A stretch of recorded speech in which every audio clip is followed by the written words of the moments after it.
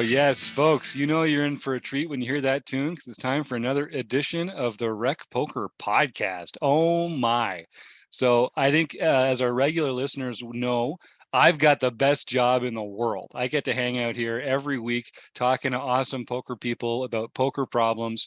My name's Jim Reed. You can find me as at Rec Poker Jim on Twitter or Bluffsterini in the home game. And I hope you do because we love it when folks reach out and say what's going on and share their feedback with us on what they enjoy about Rec Poker.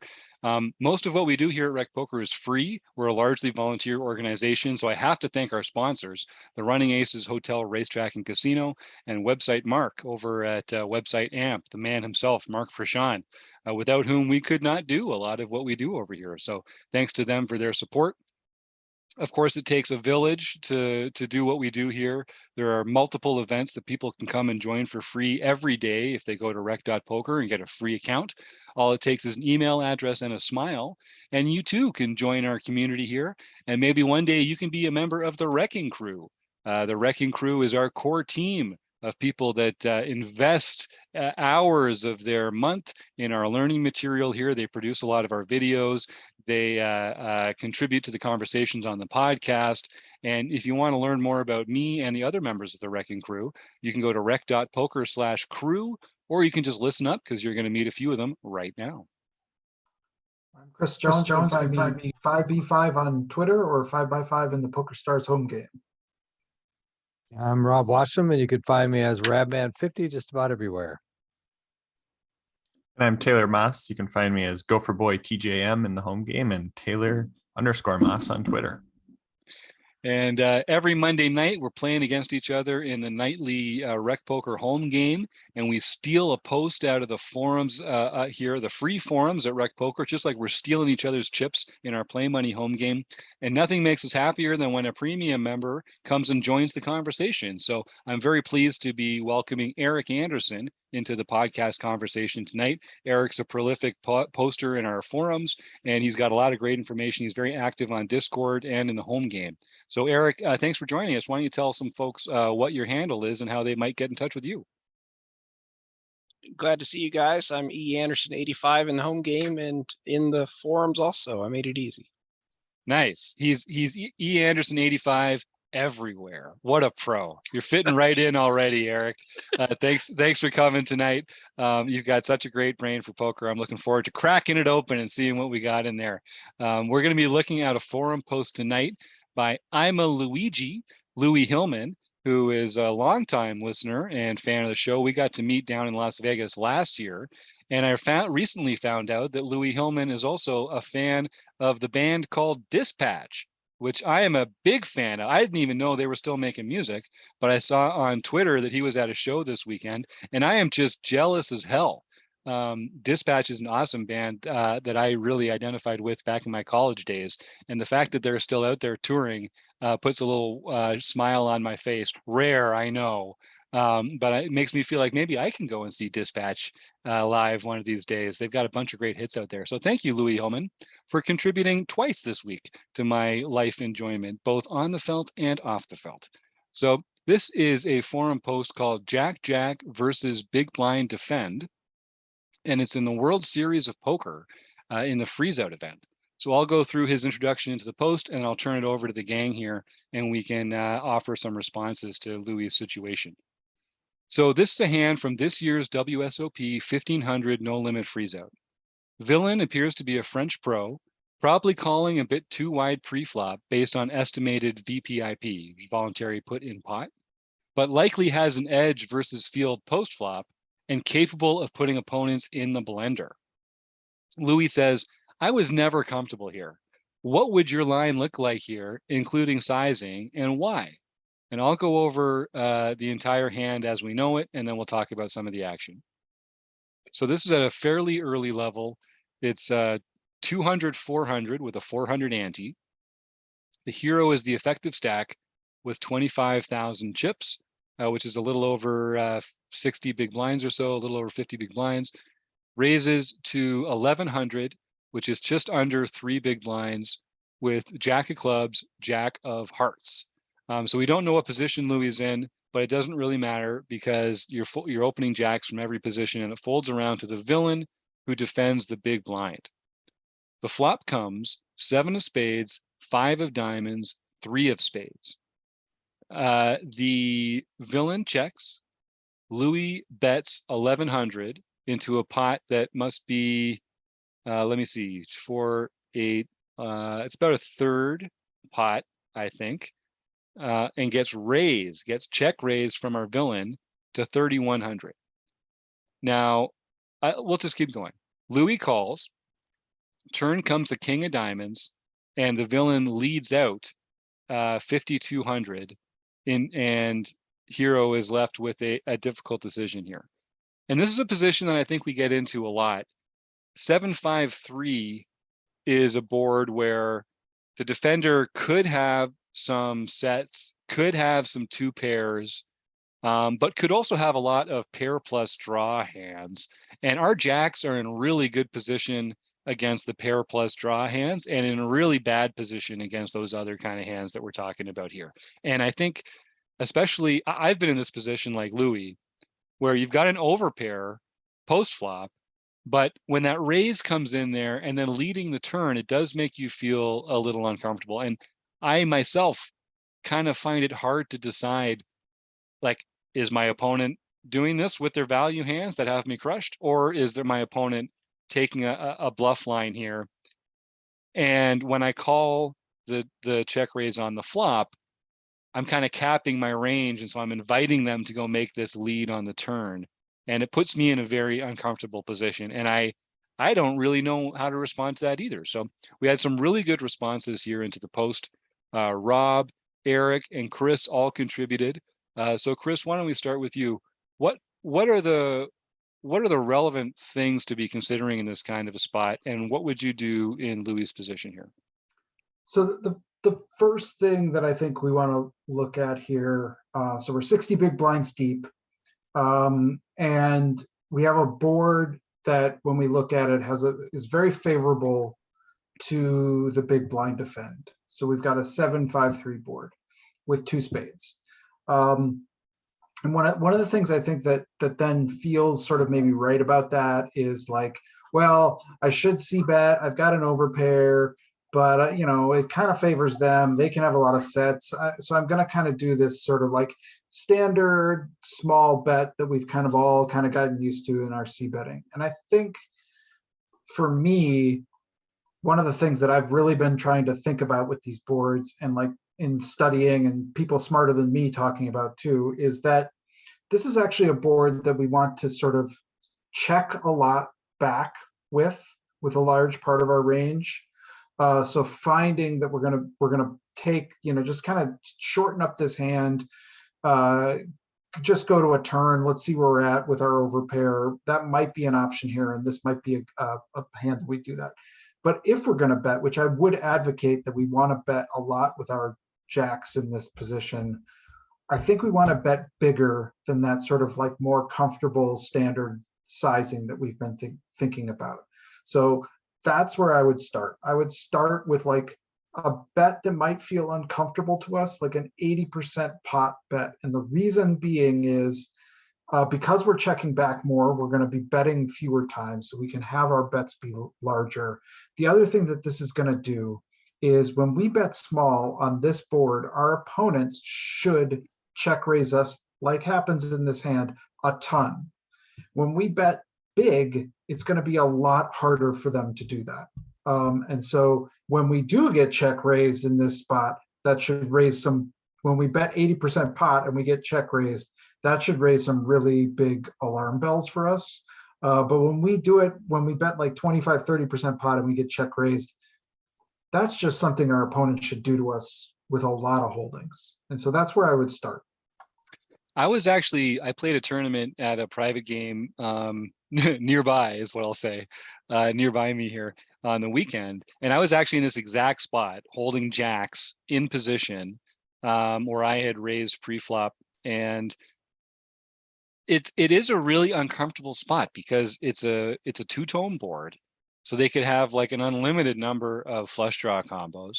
there's all sorts of low to middle straight action available there that they could have these draws on. And in a way, I mean, in this case, there's even a made straight. They could have the straight with 6-4. So in a way, I like what you're saying, Chris, about maybe this is a spot where we can check behind, shorten the game, like remove a street of value from the equation. Because in a way, I kind of feel like sometimes the bad event has already happened. Like you don't even necessarily need a bad turn. Like this turn's pretty bricky, the king of diamonds, but we still don't feel great about the strength of our hand when we get check raised, even though the turn doesn't help them at all. They're still, if they had 2 pair or a set, they still have 2 pair or a set. And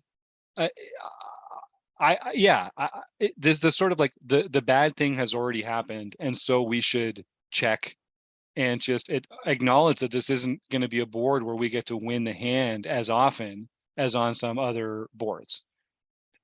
When we bet bigger, I think you're saying, Chris, that they're just not going to check raise as often without the premium hands. They're going to choose to just fold instead a lot of times. Is there like, you mentioned like 80% pot. Do you feel like there's a pain point that's, I'm guessing you think it's about 80%, which is why you said that out loud. And is it just that people don't like to raise big bets, and so they're gonna overfold relative to the other sizing? Yeah, I mean, basically, and I think that that in that 70 to 80% range, it's noticeable. It should be, to at least and if this is a French pro, they're going to notice that. Mm-hmm. Some players won't notice this, and you should be aware of the kind of opponent that won't notice sizing, and then you got to adjust your strategy, and maybe betting small is fine against that kind of opponent.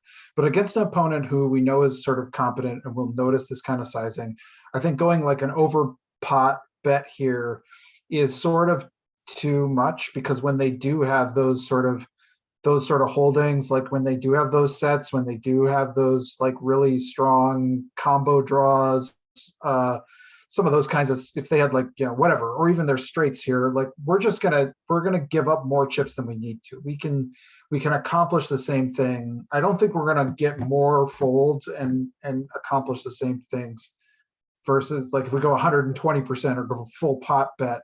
I don't think we're gonna accomplish anything more, but we are gonna accomplish more by going to that bigger bet.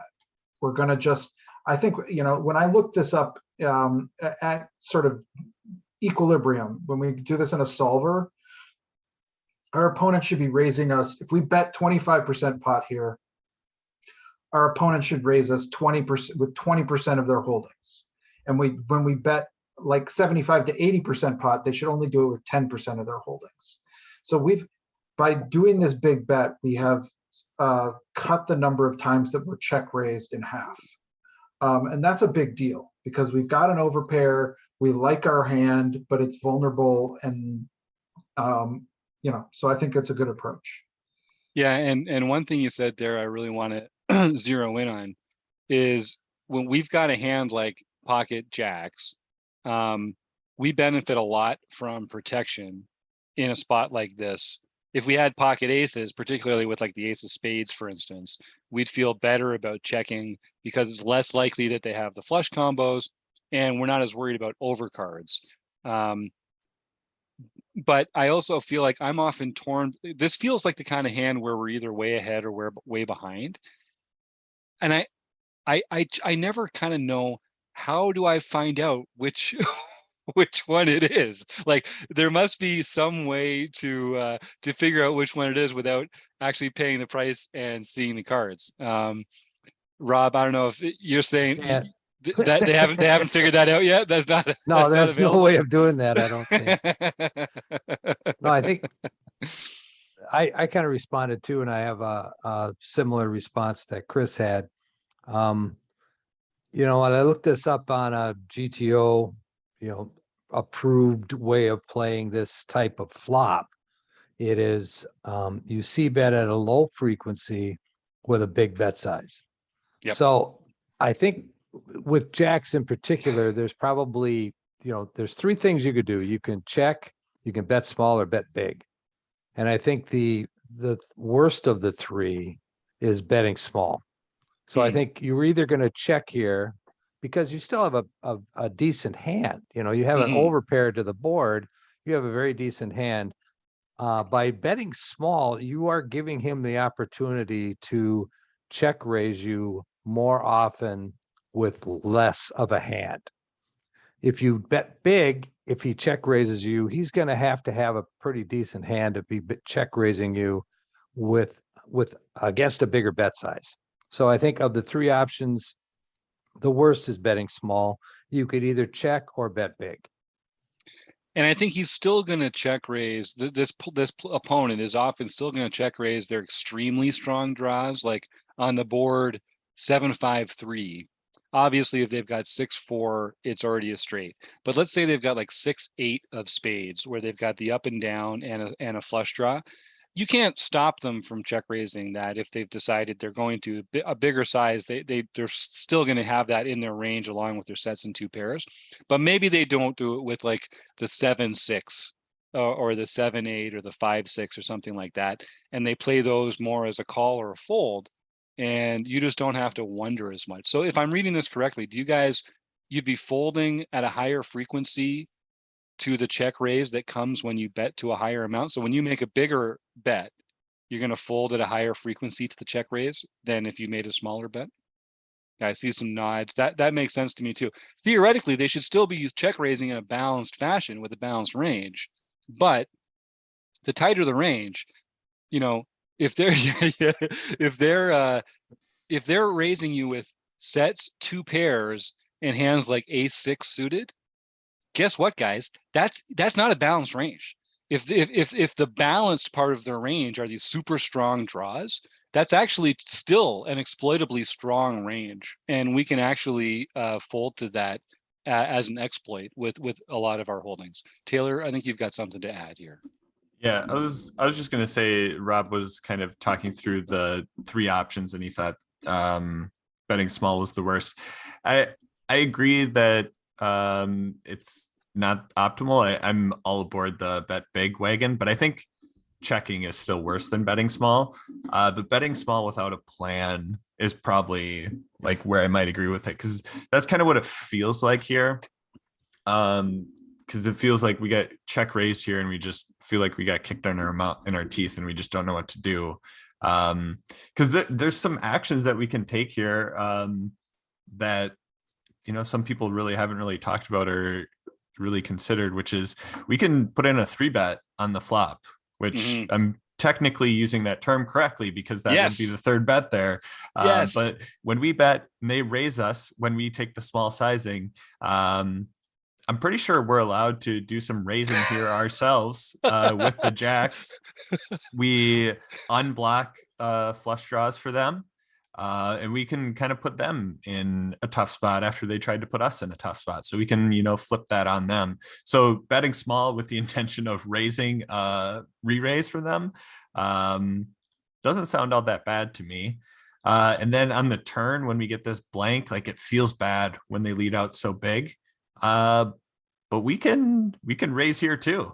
Like here's another opportunity where that king really shouldn't help them. It kind of keeps their range the exact same as before, which is like draws and made hands.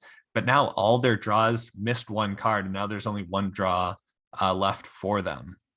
So like, do we then flip it on them and try and take the aggressive action here on the turn? Because if you're holding a hand like ace-6 of spades, where you've got, a gut shot to a straight plus the nut flush draw, and you get jammed here on this turn, like, aren't you uncomfortable? You take that route with the ace-6 suited, you go for the check raise on the flop, makes total sense. The turn comes, and then you got to go, hey, what do I do here? I got to keep the aggression going, and you make out a big bet, but then you get check raised, man. If you're the opponent, you got to feel really tough about where you are in the hand at that point. So I think there's opportunities for us to get aggressive here, and we haven't really kind of chatted about those, but I like both of them personally, especially versus someone that we've labeled as a pro that is going to be playing closer to GTO than a lot of our other opponents. And has been known to put people, quote unquote, in the blender, which he's tried to do to us. Let's flip it around on him, put him in the blender. Now I'm going to ask Eric Anderson in a moment to share some of his thoughts, because he had a great response here too. But before I do that, so Taylor, this is a great concept, and it's something that our listeners and other recreational players like us struggle with a lot, I think, because we're thinking in our minds, well then, but then he just gets to play perfectly, and he gets to fold his draws, and he gets to continue with his 2 pairs and sets, and we're, you can say all these cliches, we're doing the betting for him, or we're raising into a polarized range, or so what is it about this that, what are we not seeing in that dynamic where we should be making that 3-bet? Because we're obviously putting a lot of pressure on all their non-nutted hands, and we think a player like this is going to have a lot of that in their range. But how do we square that with just being so far behind all the times that they're in the value part of the range? I mean, it's all about equity denial, at least for the most part. Like when we're talking about making raises here, it's about denying their draws, their equity. They're out of position, so they're kind of in a tough spot to realize that equity, and we should use our position to our advantage. But like I think about this and I see this spot and I go, okay, like what hands are we worried about getting it in against? We're obviously worried about getting it in against 6-4, but do we think someone that we would label as a pro is going to like call 6-4 offsuit pre-flop? I'm going to probably say not the offsuit version, maybe the suited versions. So then they've got 4 combos of that. That's pretty spare. They can have sets, again, 6 combos of that. We start thinking about, how many combos have we labeled so far, yada, yada, yada. But then you get into like, how many draws do they have? Well, anything with a 6 in their hand is a draw. Anything with a 4 in their hand is a draw. There's 2 spade combos that exist like crazy because they're a big blind defense. Like there's a ton of draws in there. So there's a lot of hands that have equity, but not like currently. So it's all about equity denial to me in terms of those ranges. And it feels kind of crummy to how deep are we? 400. We start about 25K, about so 60 bigs deep. I think we have to be willing to go broke 60 bigs deep with an overpair versus a very draw heavy board. And sometimes they're just going to have a really strong made hand. Sometimes they're going to have a strong draw and we hit or don't hit for some, but it's kind of one of these spots that, hey, we're in poker, we're into this like variance game, let's go. Yep. And I mean, that is the answer. The answer is that sometimes you're going to go home. Sometimes they're going to have that set. But listen, sometimes they're going to have that set, and the turn or the river is going to come a jack, and you're going to beat them set over set. Sometimes they're going to have 2 pair, but sometimes the turn and the river is going to pair the board, and you're going to have a bigger 2 pair, and you're going to felt them. And sometimes they're going to have a set or 2 pair, and your jacks are going to lose, and that's going to be how you lost the tournament that day. But listen, losing tournaments is a crucial reality to tournament poker. You cannot be afraid of losing tournaments. You cannot be afraid of losing tournaments. You're going to lose almost every tournament you enter as a poker player. So embrace that. All we can choose is, how did I lose? What were the decisions that I made that resulted in me losing? And if it's that we maximized our EV against our player's range, I mean, that's really kind of the best you can hope for. Now, we can make errors in assigning people ranges. Like we can assume that they have a bunch of bluffs and semi bluffs, but it turns out this player is only ever doing with the nuts, and we could have just folded to the raise. Player dependent, right? We talk about that all the time. But I really, really appreciate this point from Taylor. And I think we all of our listeners and ourselves as well, we need to get comfortable losing tournaments, but doing it like facing our enemy on the battlefield with our saber drawn, and not just kind of like blinding down and then shoving pocket 8s when you get when you get down to 12 big blinds, right, Rob? Because there's nothing wrong with that either.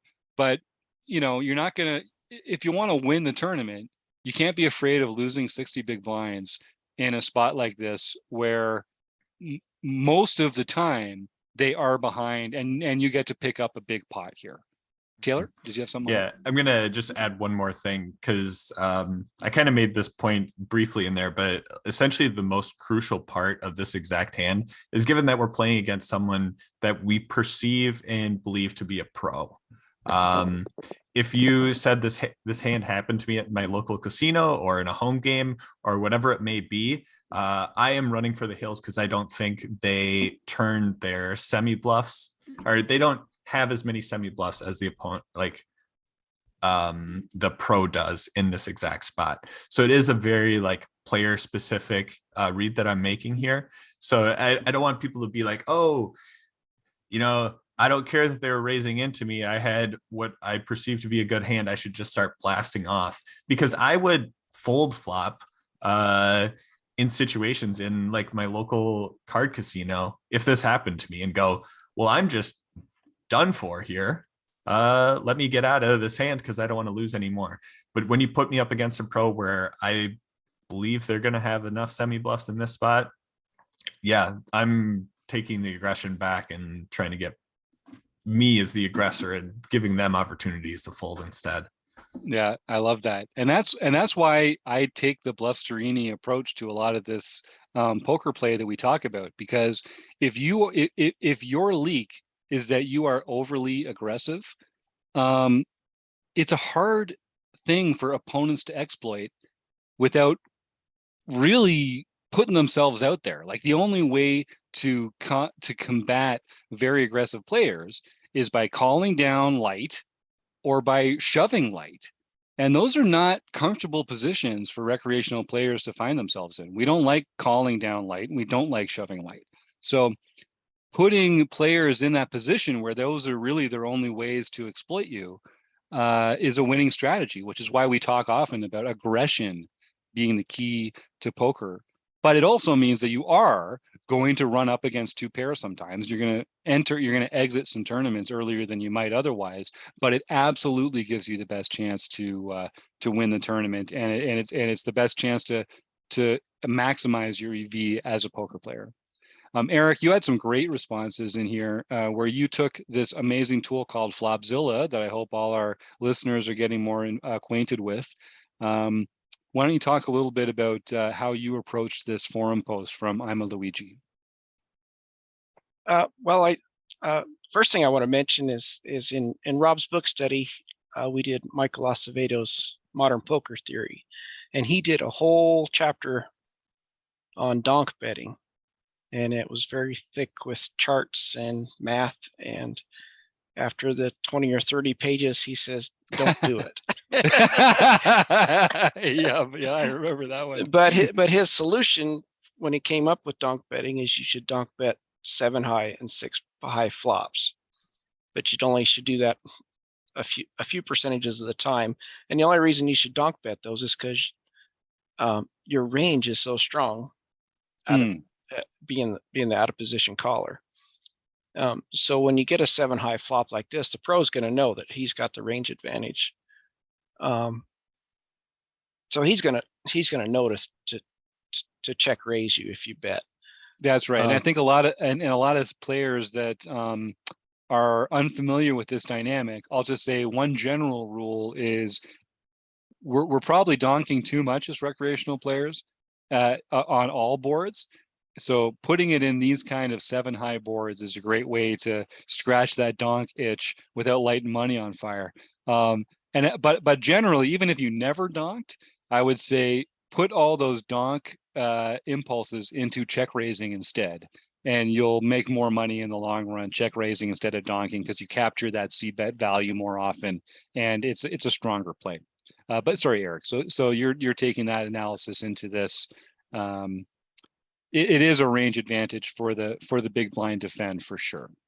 Yeah, and I try to approach it from a range viewpoint, not just pocket jacks.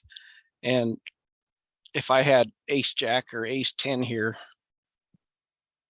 do I really want to see bet and get check raised? Right. Not really. Right. But I do have jacks. I have an overpair. So either I want to play it like Taylor said and just try to get the money in and let's go. or I want to check behind and not to play a big pot and hope that aces, kings, and queens don't come out and Mhm. get what he got. So yeah, I'm not a very good with solvers. I haven't done it enough. But I have I did kind of run it, and we were kind of tied, range versus range, when I did it. Mm. And so I just kind of want to call it a check. But when we run our hand against what I gave for his range, I gave us 73% equity. So it's kind of, you really don't want to lose Mhm. that money. And we So are pretty high up in our distribution of hands here, right? Of our entire range that opens in middle or late position, pocket jacks is pretty high in there. You know, we could have pocket threes, we could have a set of threes, we could have a set of fives, we could have a set of sevens, we could have 7-5. I don't know if we could have 5-3. And then we could have aces, kings, and queens. But like those are the only hands that are better than pocket jacks here. And there's a ton of hands we could have here that are much, much worse than pocket jacks. So there's, just from the distribution point of view, there's an argument for having this in the big C bet portion of our range, or the check back range. I think that's a very good insight. yeah. So my solution for this is where I didn't want to check with such a 73% equity, and with my range, I really don't want to bet. Yeah, it's true. It's true. So I compromised, and I said, well, let's just bait him. He knows that a 7-high flop is going to be a check raise flop for him. Right. So bet small, bet like 20-25% pot. He check raises, and then depending on how we get the reads, we either just whatever it would be, a 4-bet him, or just call and see the rest. But we'll get some money in the pot. I And like if it checks through, then we're playing our range. This is a great point that I don't think people pay enough attention to. You have a range and you have a hand in every given spot. And certain opponents, you want to play your hand against their range, and certain opponents, you want to play your range against their range. It's part of poker. If they're not thinking about ranges, you kind of don't have to worry about how your entire range would be played. Players like this, they're very range aware. So you have to decide, okay, like, I'm not going to do one action with my entire range. You know, I'm gonna check back some, and I'm gonna make large bets with some. So what part does this fall into? And I really like Eric's point, taking off from what Taylor was saying earlier, which was you can even choose the sizing, the smaller sizing if you want, if you have a plan, which is that we're kind of baiting this player. They recognize that it's a good board to check raise. So if we give them the opportunity to do that and come back over the top, or at least, you know, whatever else we've decided is the plan to go from there, that's just so much better than just kind of proceeding on autopilot and doing, you know, I think some of us get kind of lazy in these spots where we're like, overpair, C bet, and move on. But one thing I'm learning as we do more of these rec poker study groups together, and we work with Gareth James and Ryan LaPlante and a lot of these other great minds in poker, Sky Matsuhashi, talking specifically about board textures. Oh my God, just how important board textures are, and the range of the players involved and how they intersect with those textures. It's crucial to understand when you're deciding whether to see bet or not, and to what size. It can't be overstated. So Eric's being too humble. I really encourage folks, go to rec.poker and get a free community account. All it takes is an email address and a smile. If you go to the forums page and search for Jack versus Big Blind Defend, you'll see Eric's responses here. And he's got some screenshots that he's pulled out of Flopzilla and a solver where you can see the equity distribution across both ranges. You can see how our hand intersects with their range. You can see how the equity breaks down. And if you're a visual learner like me, it just helps me understand these spots so much better to be able to come and take a look at it. So we're talking about it on the air as best we can, but really you got to come and kind of see it all laid out like this so you can see just how valuable these kind of insights are. So let's help Louis out here. So let's just say that we made the small bet, we got check raised and we called. The turn's the king of diamonds. And we're actually helping me out too, because this is what happened in my own tournament on the weekend, and I still don't know how I feel about it. So I did call. It was a small check raise for me. I did call it, and then in my case, a queen came, but it's basically exactly the same thing. What do we do then, and how do we decide what to do between the choices that are available? Obviously, at this point, I mean, we can imagine them shoving, essentially. They still have some chips behind, but are we always calling? Are we always folding? Do we have enough chips to shove? Taylor, I'm going to tap you in for this one. And I guess it's very villain dependent, but how would we decide, and what would we do in this exact spot that Louis finds himself in? I mean, to me, probably not folding here. Because if I didn't fold flop, this king really doesn't change anything. If you think about what hands do they like go for a check raise with, and potentially now have more equity than they did before, and like we're scared of. The only combos really are like king of spades with like a 6 of spades and the 4 of spades, like maybe that like specifically. But otherwise, like just the same draws and everything that we're up against. So when we find a call on the flop, like really nothing changes. So it makes it tough, because it's like, hey, you know, this card shouldn't be good for you, but they keep betting into you. But I don't know. I probably am not finding a fold here. And you can, like, my gut reaction is to jam and try and deny, given that there's a flush draw out there and potentially straight draws. But you can also make the case that you can call here and then just comfortably fold when one of those draws come in, although you don't know exactly which one of those draws your opponent might exactly have. So given that I don't know what draw they have and what potential equity they have, I kind of like just taking the aggressive action and jamming here into our opponent. Yep, I like that. And we can have kings here too, as played. We could have called the check raise on the flop and have turned a set. I think, you know, we're probably re-raising on the flop with some of them, but we could have spiked a spiked a king here as well, which might even get some fold. Even if they are doing with a hand like 2 pair, you might even get them to fold a better hand than your pair of jacks here. It's not going to happen very often, but you never know. All right. Well, is there anything else that we should talk about here? Louis ended up folding, and I think I folded in mine too. I folded in mine too. I didn't have the courage to continue because I was worried about him showing a better hand.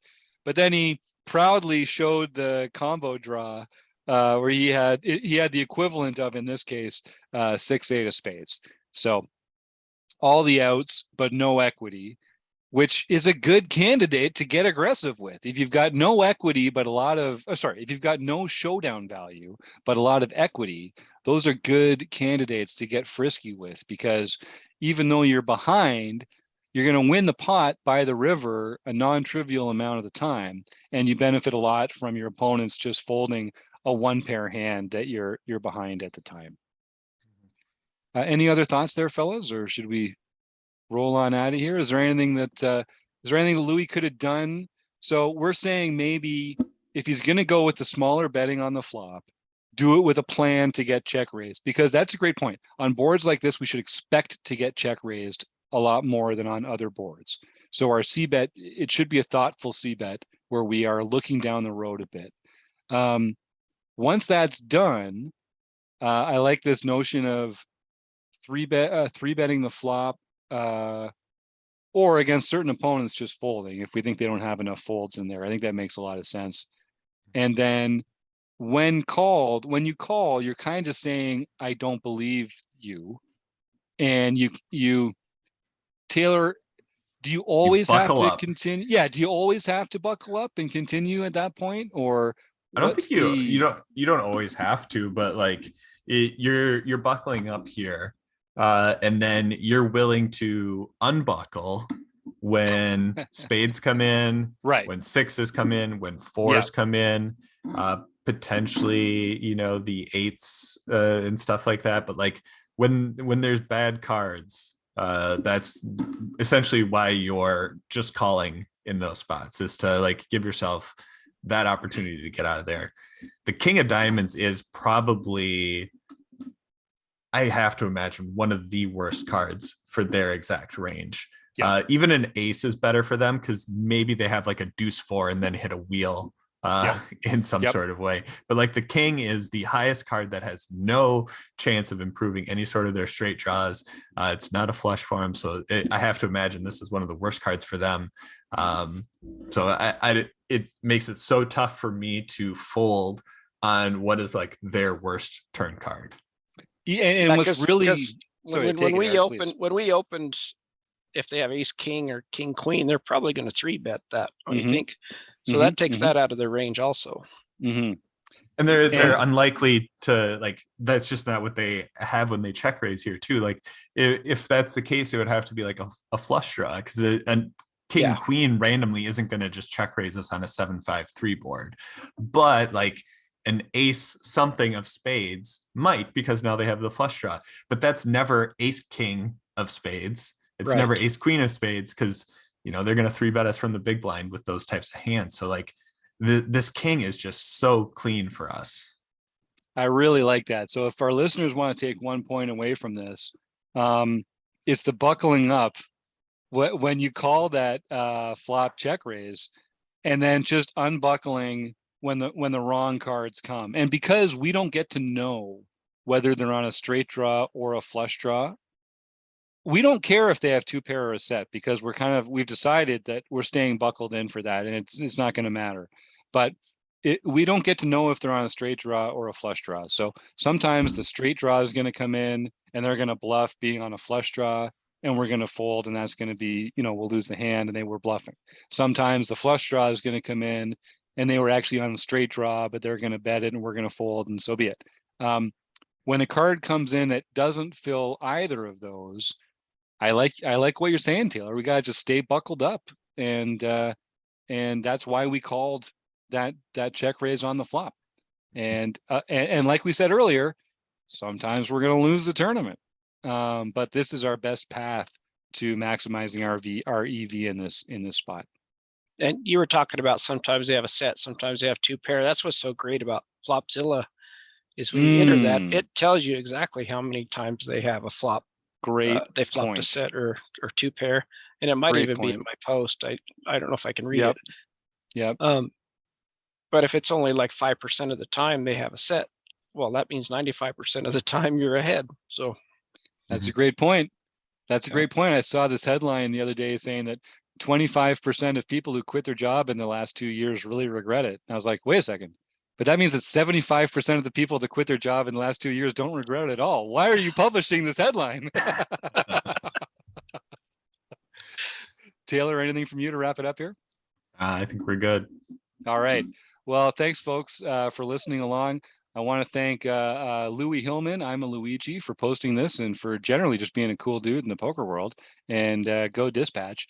And I want to thank Eric Anderson and Taylor Maas and Rob Washam and Chris Jones for joining us here, of course, and Website Amp and Mark Prashon and our friends at the Running Aces Hotel, Racetrack, and Casino, and you, the listeners. All right, everybody, have a great night.